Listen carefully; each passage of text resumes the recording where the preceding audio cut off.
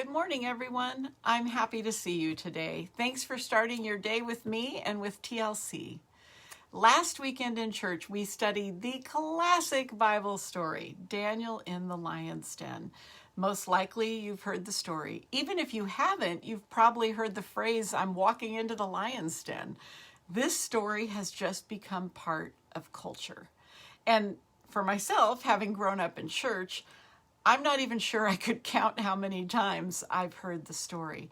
But something I had never considered that Renee brought up on the weekend is the fact that once Daniel is tossed into the lion's den and that stone covers the entrance, we don't know what happened. We don't know what Daniel said to God. We don't know what went through his mind.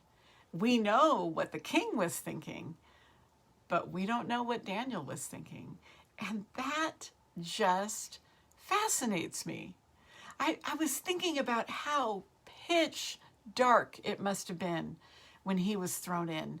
Your eyes don't really adjust to that kind of pitch black.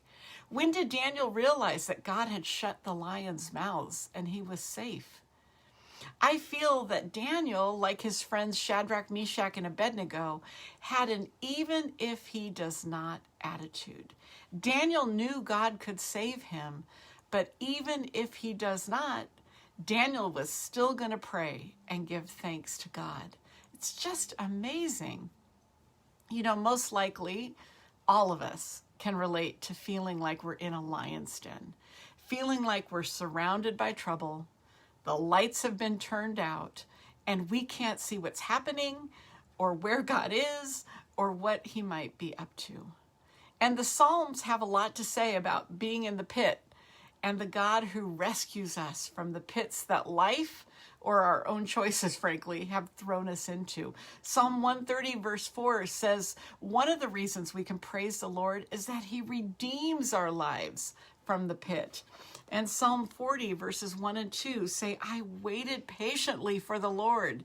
He turned to me and heard my cry. He lifted me out of the slimy pit, out of the mud and mire. He set my feet on a rock and gave me a firm place to stand. What pit do you feel like you've been tossed into today? Where do you feel like you're in the dark? Maybe it's in a relationship or in your parenting or in school. Maybe you're in a medical pit or an isolation pit or a work pit. Whatever that pit is, the God who was with Daniel in the dark is with you. Like the psalmist says, it's okay. Cry out to him. I'm sure Daniel did when he was in the lion's den. Wait for him, even in the dark. He hears your cries. He will lift you up. He will set your feet on a rock.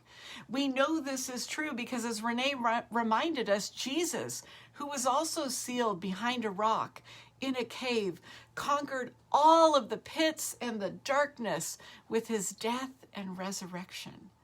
There is hope today for you, even if you're in the dark. Blessings on your day, and I look forward to seeing you in church this weekend.